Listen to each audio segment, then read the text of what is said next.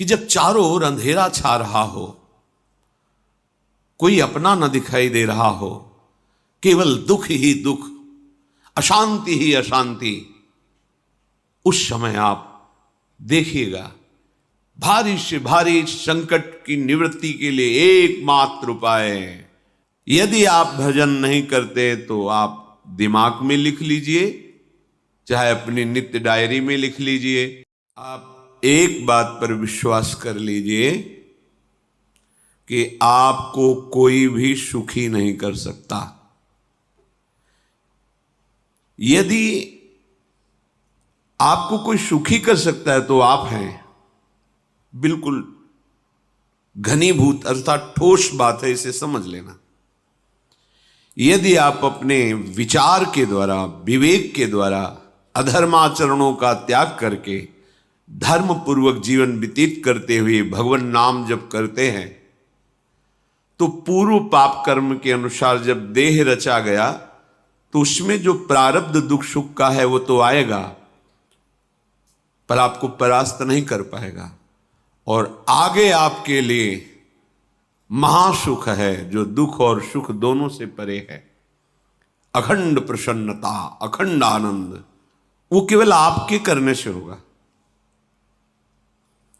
उपदेश मिल सकते हैं, मार्ग बताया जा सकता है, आपको सहयोग मिल सकता है, पर चलना आपको होगा।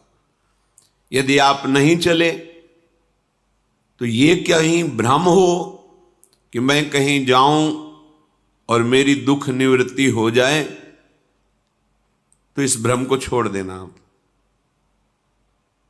क्योंकि हम आप तो बहुत छोटे जीव हैं, अर्थात बहुत लघु तपस्या, लघु पुण्य वाले हैं।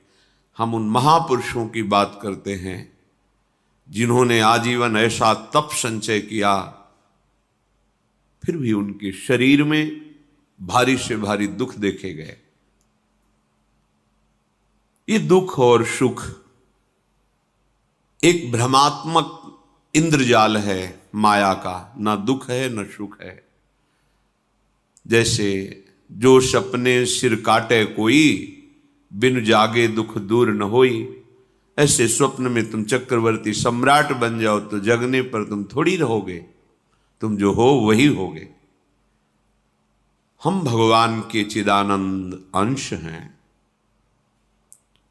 ये भूल कर हम अपने को स्त्री पुरुष, अच्छा बुरा, धनी निर्धन, दुखी सुखी आदि आदि बहुत सा प्रपंच है, इसे हम अपने दिमाग में बैठा ले।